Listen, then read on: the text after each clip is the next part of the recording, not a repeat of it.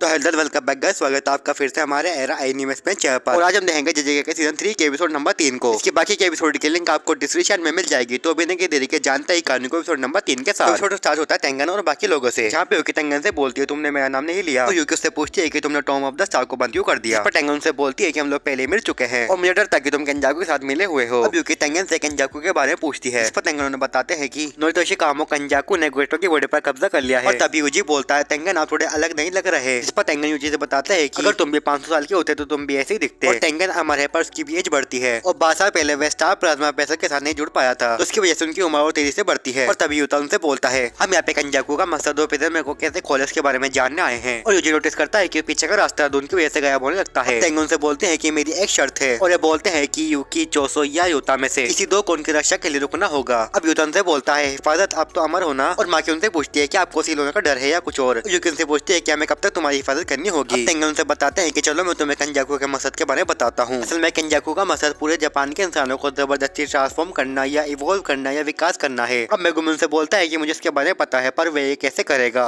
उसने idol transfiguration का use क्यों नहीं करा। पर तेंगन मेगुमिन से बोलते हैं कि क्योंकि उसके पास कर्स एनर्जी नहीं थी और माइलस्टोन से रिफाइन की गई कर्स एनर्जी सोल्जर के पास वापस नहीं आ सकती। और केंजाकू ने विकास या इवॉल्व के लिए जो रास्ता चुना है वो है इंसानों को मुझसे मर्ज कराना। और तभी मेगुमी बोलता है आपका मिलना तो सिर्फ स्टार प्लाज्मा वेसल की वजह से हो सकता है। इस पर तेंगन उसे बताते हैं स्टार प्लाज्मा वेसल रिको की मौत तो मैं 12 साल पहले विकास करना शुरू कर दिया, इस वजह से मेरा मर्ज होना या मिलना मुमकिन है। तेंगन उन्हें बताते हैं जो तुम सामने देख रहे हो मेरा असली रूप नहीं है। विकास के बाद मैं हर जगह पर फैला हुआ हूँ और जो भी इंसान मुझसे जुड़ेगा वह सोर्सर से बढ़कर कुछ और बन जाएगा। तेंगन उन्हें बताती है कि विकास होने के बाद इस रोग को अपनी बैरियर टेक्निक की वजह से संभाल पा रही हूँ और अगर उनमें से कोई इंसान मेरे से जुड़ने के बाद बेकाबू हो गया तो दुनिया खत्म हो जाएगी। 1000 लोगों की गंदगी पूरी दुनिया फैल जाएगी, जो टोक्यो में हुआ पूरी दुनिया में होगा। अब यूतन से पूछता है कि वह ऐसा काम क्यों करेगा, जिस पर तेंगन से बोलती है कि मुझे नहीं पता, मैं तुम्हें पहले ही बताया था कि लोगों के दिलों में क्या चल रहा है, मैं नहीं जानती। अब यूतन से बोलता है कि अगर आप मिलने और मर्ज होने से मना करोगे तो ऐसा नहीं होगा। जिस पर तेंगन से बताती है कि विकास या इवॉल्व होने के बाद स्वभाव एक इंसान से ज्यादा कर्स स्पीड जैसे हैं, तो मुझ पे कर्स मैनिपुलेशन हो सकता है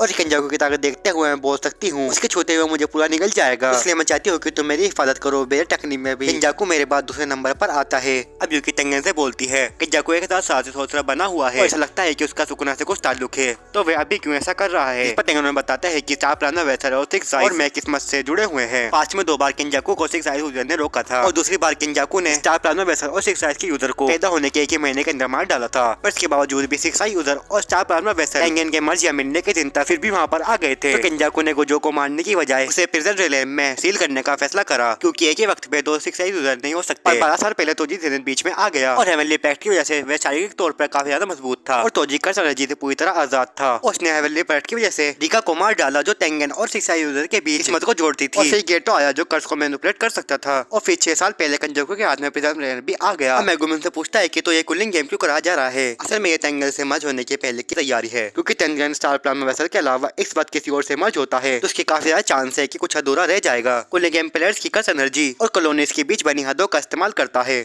ताकि वे रस्म का यूज करके लोगों को दूसरी जगह भेज सके। तो कूलिंग गेम तेंगन के लोगों से मर्ज होने के पहले की एक तैयारी है। पर केंजाकू को इस चीज को करने के लिए कई सारे पैक्ट्स मानने पड़े होंगे, तो हम लोगों को दोबारा से कूलिंग गेम के रूल बताए जाते हैं, जो कि हम लोग पहले सारे कूलिंग गेम के रूल्स को एपिसोड नंबर 2 के अंदर जान चुके हैं। तेंगन उन्हें बताते हैं कि 7 रूल की वजह से केंजाकू खुद गेम मास्टर नहीं बन सकता और ये तुम्हारे लिए खाने है, क्योंकि केंजाकू के मरने के बाद भी कूलिंग गेम खत्म नहीं होगा, तुम्हें शायद सारे प्लेयर्स को मानना होगा। ये सारे प्लेयर हिस्सा लेने से मना कर देंगे जिससे वे मर जाएंगे। अब छठे रूल की वजह से लोग सोचते हैं कि एक रूल बनाना होगा जिससे ये यूकी और जो लोग हिस्सा नहीं लेना चाहते उन लोगों को बाहर निकालने के लिए एक रूल बनाना चाहिए। मेगो बोलता है कि हमें गोजो को भी आजाद करना चाहिए, क्योंकि वे बंदा अकेले सब कुछ ठीक कर सकता है। अब तेंगन से बोलता है कि मेरा रक्षा का इंतजाम करो, इस पर यूकी और चोसो वहाँ पे रुकने का फैसला करते हैं। अब चोसो बोलता है कि केंजाकू को मारने से मेरी भाइयों की जान बच जाएगी। यूकी बोलती है कि मुझे तेंगन के साथ अभी और बातें करनी है। अब यूकी यूता से कहती है ठीक है ना यूका, जिस पर यूता उससे कहता है कि मैं किसी से अब दूर नहीं होना चाहता। तेंगन उन लोगों से शुक्रिया बोल के प्रिज्म रिलेम का बैग दिखाता है, उसकी वजह से वे लोग सातोरू गोजो को वापस ला पाएंगे। अब लोग उनसे बोलते हैं कि उन्होंने कभी भी प्रिज्म रिलेम के बैग के बारे में नहीं सुना। अब तेंगन उन्हें बताते हैं कि केंजाकू से मिलने से पहले प्रिज्म रिलेम मेरे बेर से बाहर था, शायद देश से बाहर। इस बैग को सील करके मैंने फ्रंट की मौजूदगी छुपाई थी और वह काम नहीं करा और सातोरू गोजो बैग में सील हो गया। इसके फ्रंट को सिर्फ केंजाकू खोल सकता है जो कि इसका मालिक है। इसको तोड़ के खोलने के लिए तुम्हें या तो इन्वर्टेड स्पेयर ऑफ हेवन चाहिए जो जबरदस्ती कर्स एनर्जी को खत्म कर सकता है, या फिर तुम्हें ब्लैक रॉक चाहिए जो कर्स एनर्जी के असर को खत्म कर देती है। और 12 साल पहले गोजो ने इन्वर्टेड स्पेयर ऑफ हेवन को या तो तोड़ दिया, देश के बाहर सील कर दिया। जो बोलता है कि आपने ऐसा क्यों करा सेंसे। और पिछले साल ब्लैक रॉक भी सातोरू गोजो के खिलाफ खत्म हो गई। अब मेगुमी जोर से बोलता है वह आदमी आखिरकार सोच कर रहा था और यूतन से बताता है कि मैं और मैगल देश के बाहर ब्लैक रोब को ढूंढ रहे थे, हम लोगों को कुछ भी नहीं मिला। अब यूकिन से पूछते हैं कि क्या और कोई रास्ता है। टेंगन से बताते हैं कि कूलिंग गेम के हिस्सा लेने वाले प्लेयर्स के बीच 1000 साल पुराना एक सोर्सर है जो खुद को एंजल बोलती है।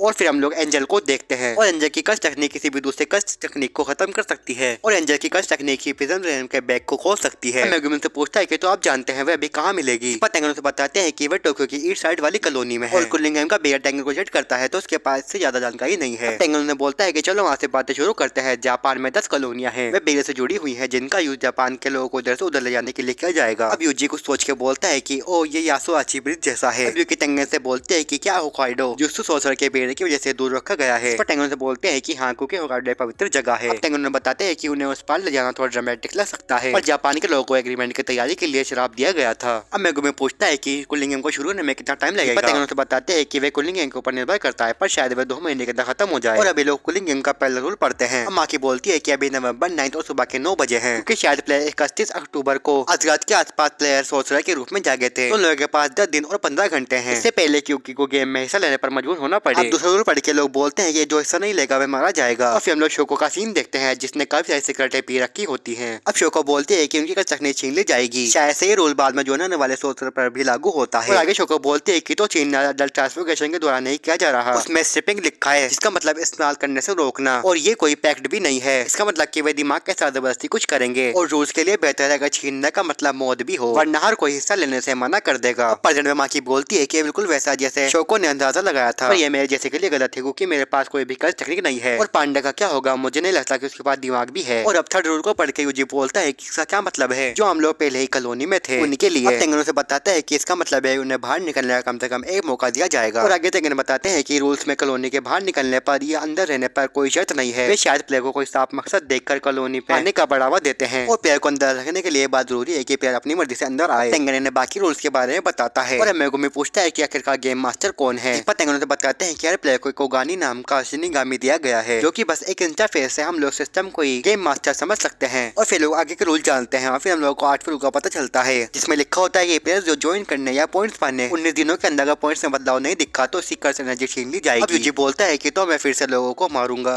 और मेगुमी से बोलता है कि नहीं मेरे पास कुछ आइडियाज हैं। तो अब आगे हम लोगों को इन लोगों के टास्क बताए जाते हैं। सबसे पहले चोसो और यूकी टेंगन की हिफाजत करने के लिए यहीं पे रुकेंगे और माँ की जेनिन हाउस में वापस जाएगी और उनके कर्ज टूल लेकर आएगी और माँ की बताती है कि 7 लोगों के कैद होने के बाद कामो और जेनिन ने अपने कर्ज टूल बाहर निकाल कर रख दिए हैं सुहाई के फॉरबिडन वर्ल्ड से। तो अब मेगुमी जेनिन क्लैन का हेड है और मेगुमी यूजी से बोलता है कि मैं तुम्हें बाद में समझाऊंगा। और अभी लोग मेगुमी की वजह से जेनिन क्लैन के फॉरबिडन वर्ल्ड को छानने के लिए आजाद है और उससे पहले मुझे टेंगन से कुछ काम है। इस पर टेंगन ने बोलती है कि मैं जानती हूँ जुजु कुमुयो का एटलियर और माकी उनसे बोलती है कि मैं काम खत्म होने के बाद पांडा को भी ढूंढ दूंगी और मेगुमी और यूकी कॉलोनी में हिस्सा ले उससे पहले यूता कॉलोनी में हिस्सा लेगा ताकि वे उसके बारे में ज्यादा से ज्यादा जानकारी निकाल सके। अब यूता बोलता है कि फिर से शायद अकेले काम करना होगा, कॉलोनी शायद नेटवर्क काट दे तो शायद मैं कुछ वक्त के लिए कॉन्ट्रैक्ट में नहीं रहूंगा। अब यूता को यूजी की सुकुना वाली बात याद आती है और अब यूजी और यूता सोच में पड़ जाते हैं पर तभी मेगुमी यूजी को मार के बोलता है उस चीज की अभी चिंता करने की कोई जरूरत नहीं है और अगर वैसा होता है तो तुम मेरे मरने के बाद खुद को मरवा सकते हो। माँ के लोगों से बोलती है कि तुम दोनों किंजी से मिलने जाओ जैसा हमने प्लान करा था। अब यूता ने बताता है कि किंजी हिकारी सस्पेंडेड 3rd ईयर जो भी हो सके तरह से बनाकर यहाँ पर ले आओ। वह काफी मनमोजी है पर वह जब सीरियस होता है तो वह मेरे से ज्यादा पावरफुल बन जाता है और अब इन लोगों का प्लान बन चुका था और अब यूजी अपने मिशन के लिए निकल जाता है पर तभी यूजी रुक कर चोसो से बोलता है शुक्रिया तुमने बहुत मदद करी। और चोसो यूजी की ये बात सुनकर हम लोग देखते हैं कि चोसो काफी ज्यादा खुश होता है और अब यूजी अपने मिशन के लिए निकल जाता है और हम लोग देखते हैं कि चोसो खुशी के मारे रोने लगता है। और फिर हम लोग एक थिएटर का सीन देखते हैं जहाँ पर एक आदमी किसी ताकादा नाम के आदमी से बोलता है कि तुम कब तक ये रहोगे, तुम मुझे भी उदास कर रहे हो। ताकादा तुम 35 साल के, हमारे पास ऐसे कई सारे लोग हैं जो पहले ही काफी जल्दी बड़े हो गए पर वे मजाकिया नहीं बने। और यहाँ पर चलता है कि ताकादा बिल्कुल ही मजाकिया नहीं था। अब उस आदमी के जाने के बाद एक कैन नाम का आदमी उससे बोलता है मुझे तुम्हारा मजाक कभी भी बुरा नहीं लगा ताकादा। दुनिया में अब ऐसे लोग हैं जो मजाकिया नहीं है पर वे बड़े बन जाते हैं। दुनिया में 2 मजाकिया टाइप के लोग होते हैं, इसमें से एक जो खुद को गलतफहमी में रखते हैं कि वे मजाकिया है और वह हंसाने वाले जो मजाकिया होते हैं। और तुम कौन से वाले हो? इस पर ताकादा मन में सोचता है कि मैं कहूँगा 50-50 है पर वह 70-30 है। और यहाँ पर चलता है कि ताकादा कूलिंग गेम का प्लेयर होता है और ये एपिसोड यहाँ पर खत्म हो जाता है। तो दोस्तों आपको एपिसोड कैसा लगा मुझे कमेंट में जरूर बताना। मिलता हूं आपको नेक्स्ट वीडियो में, तब तक के लिए बाय एंड टेक केयर।